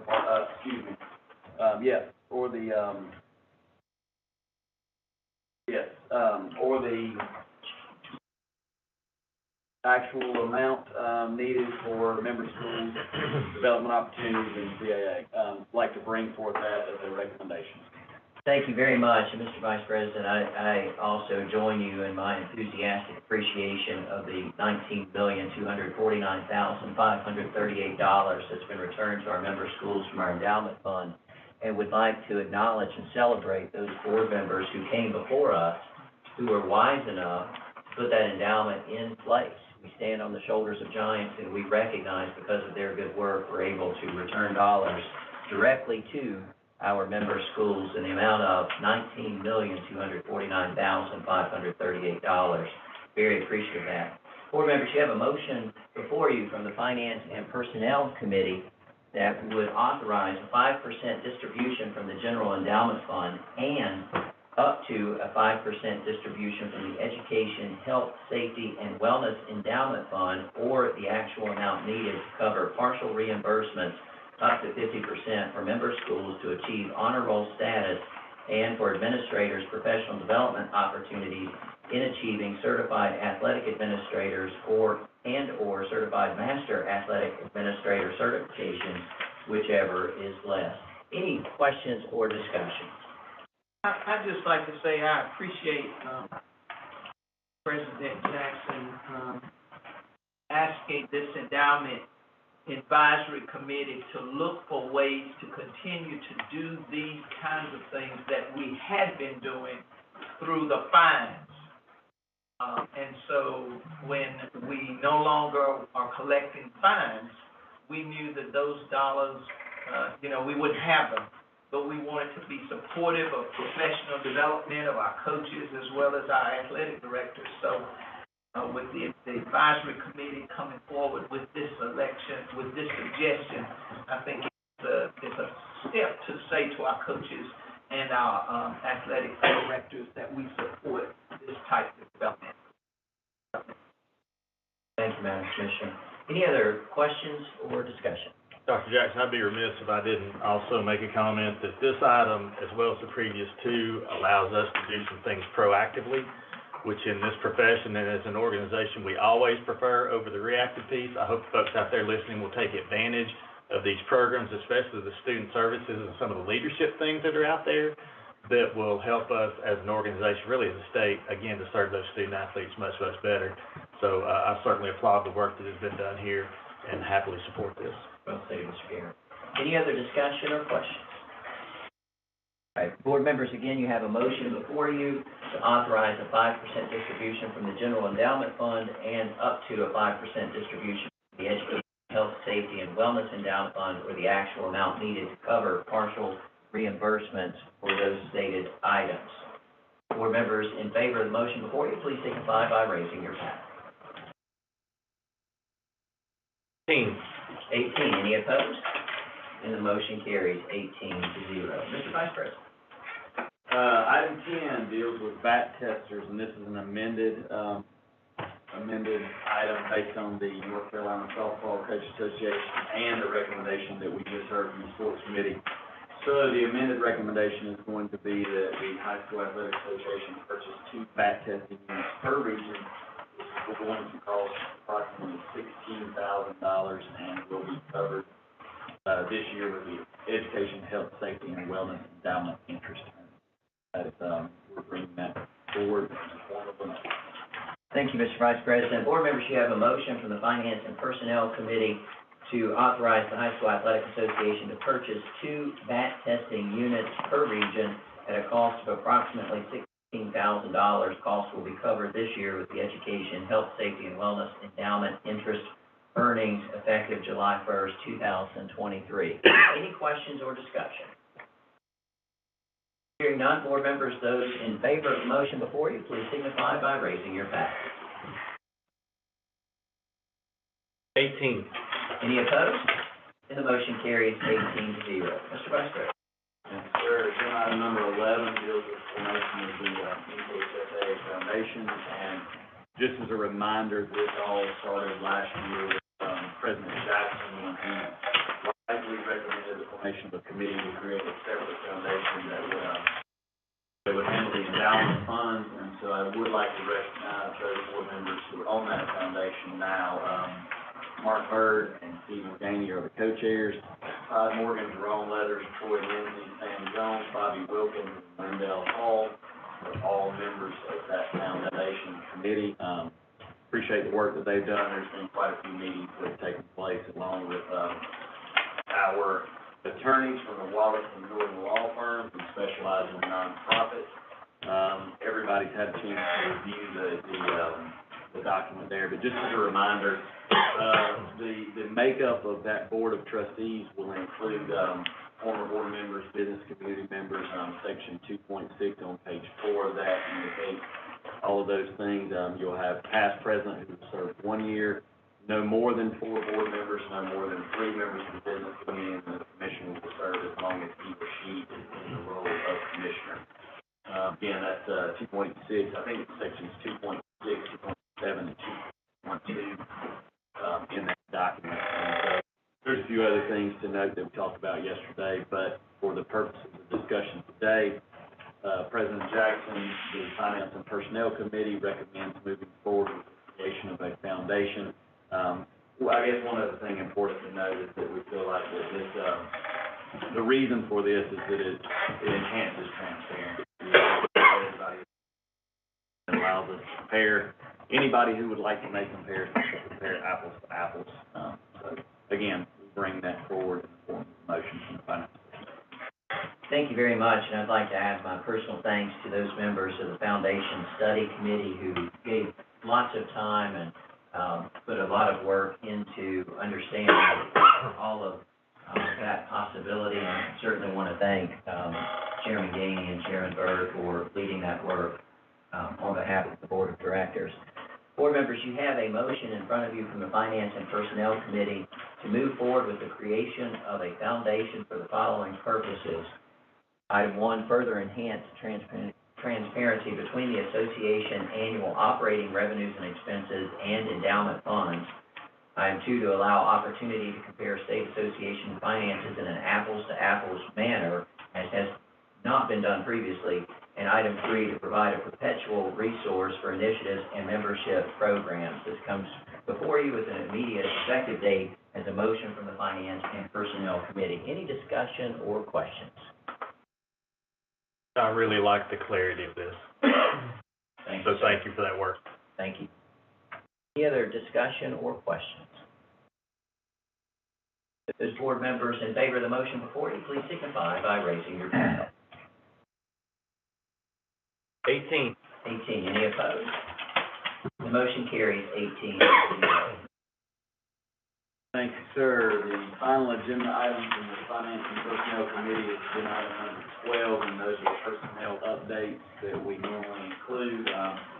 You have a list of those. The names, of course, have been removed for the purpose of this meeting, and that is a discussion item only. President Jackson, that is all from the Personnel and Finance Committee, and let's do it. Questions for the Finance Personnel Committee? Vice President, thank you very much, and to members of the Finance and Personnel Committee, thank you very much for all of your hard work. Board members, again, I'd like to thank you for your work in the committees. Yesterday, there was deep conversation. I had the opportunity to visit in each of the 4 committee meetings as you were meeting, and I truly appreciate the questions you were asking each other and the discussion you were having. Clearly, you take this work very seriously, and your work ethic is absolutely outstanding. For those listening online, the next item on our agenda is concluding comments from our commissioner and from myself. I do want to let you know the Board of Directors will go into executive session to discuss an individual student matter for purposes of confidentiality. We will be in executive session. We will adjourn the meeting immediately from executive session, so there'll be no more to share online, but we will give the commissioner the opportunity to make any concluding comments she'd like before we go into executive session. Madam Commissioner. Thank you, President Jackson. And I'd like to, first of all, just make a couple calendar notes. The virtual annual meeting, which is called for in our bylaws, will be held in the morning at 10 o'clock a.m., and I believe we have already sent out that link. And so, board members, I hope that you will avail yourselves to be a part of that. And as part of that annual meeting, we will hear the report and the recommendations from the nominating committee of the new board members and the new leadership team for next year. Another date that I would ask you to make sure you have is June 14th, June 14th, Flag Day. That is when we will have our celebration, NCHSAA celebration, and awards presentation. We'll have lunch, as we normally did before COVID, when we used to do it in the Smith Center. This will be in Greensboro in the Piedmont Hall. We'll send further information to you relative to that. And we hope that perhaps you can clear your calendar to come and be a part of that celebration.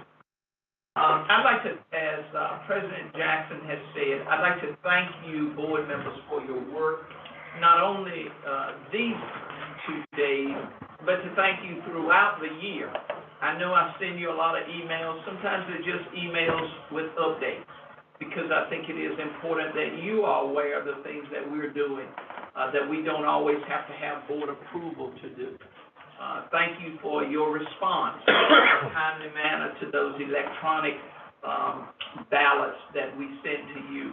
I think that it is important for you to know that anybody who sits in this chair only does so because they know they have the support of a board of directors who believe in education-based athletics. As I interface with my colleagues across the country, we often talk about the importance of our board members. We talk about the importance of our attorneys, and that if it were not for that support, what we do as commissioners and executive directors would virtually be impossible. So thank you for that. I want to thank our staff, those who are in the room, as well as those who are out doing, keeping the association running while we're in here.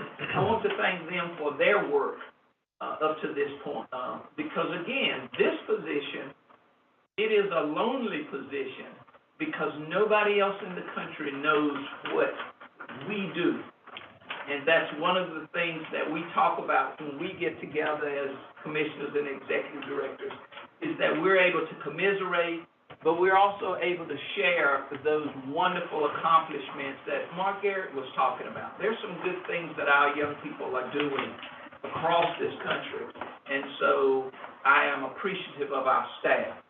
I think all of the items that we have approved this morning were important. I think they will enhance what we try to do and the opportunities that we try to provide for our student athletes.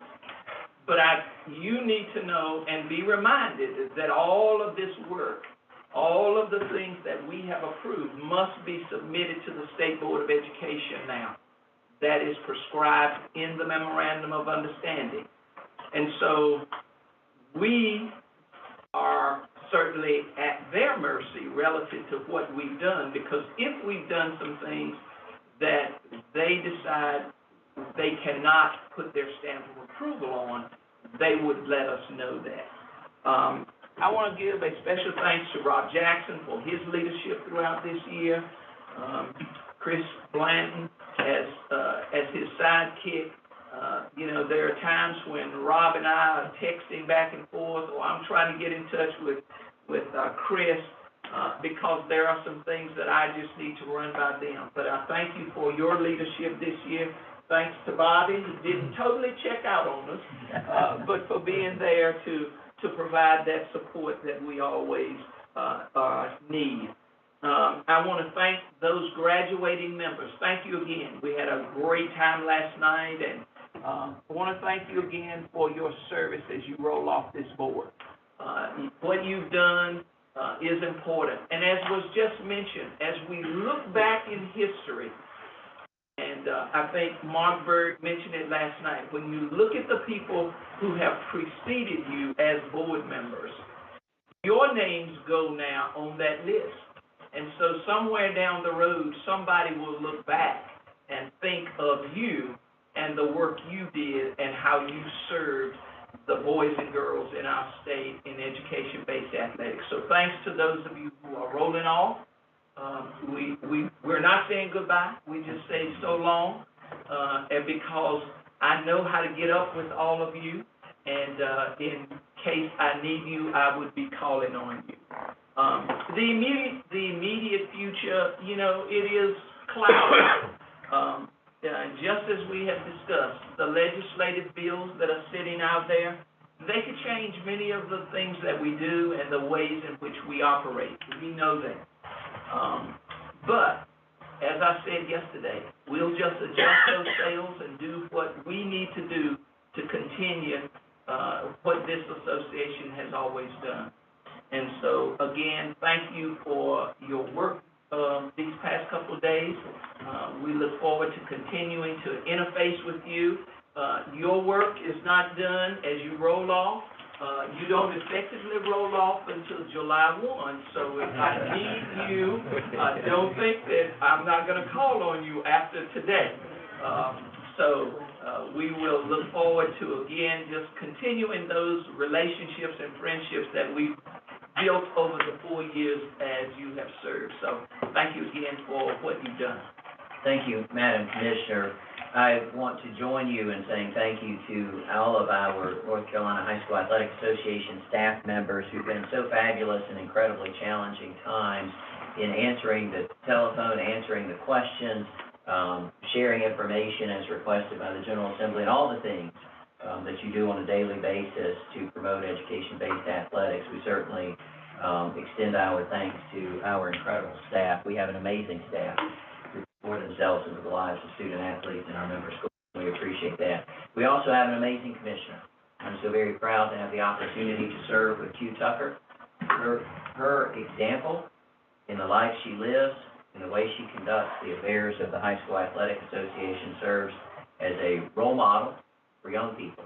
And I very much appreciate all that she does every single day in leading us and leading this organization, and certainly your work speaks for itself, Madam Commissioner, and we appreciate you.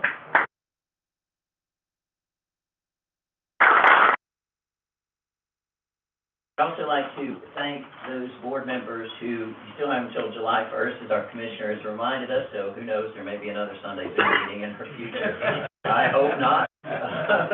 One never knows.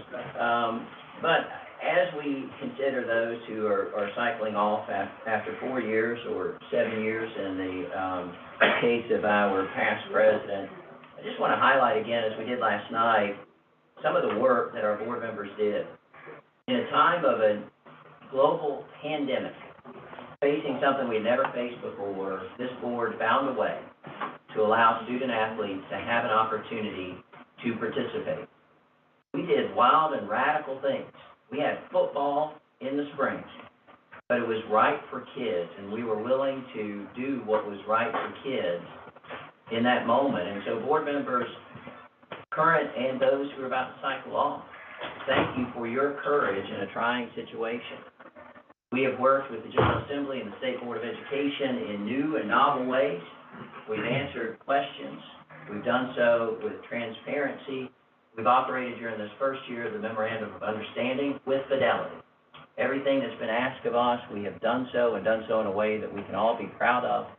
And I think there's a reason that our affiliate members and the associations they represent so strongly state, almost to the point of preaching, Coach Joe, that they stand with the North Carolina High School Athletic Association, because this association, this board of directors, and those who served before us stood and lived out the core values of this association. That work speaks to itself. Not to beat the point into the floor, but I want to say again, $19,249,538 returned to member schools. There's been a lot of conversation about dollars in the High School Athletic Association. But because of the wisdom of past board members, as we've talked about, because of the wisdom of past commissioners, because of the wisdom of current board members and our current commissioner in trying to be very careful stewards of the resources entrusted to us, we've been able to help our member schools move forward in a fabulous way. We look forward to tomorrow's annual meeting, an opportunity for celebration. We look forward to the celebration on Flag Day as we celebrate student athletes yet again. Board members, thank you for 2 wonderful days. Certainly want to thank all of those who continue to support the High School Athletic Association. Again, for those listening online, in just a moment, we're going to go into executive session. We will adjourn directly from executive session, so we will not return to a live stream. We're going into executive session for the purposes of talking about a confidential individual student matter. At this time, board members, I'd entertain a motion to go into executive session. So moved. Is there a second? Second. Thank you. All in favor, please signify by raising your 18. Any opposed? Motion carries 18-0. At this time, we will move into executive session.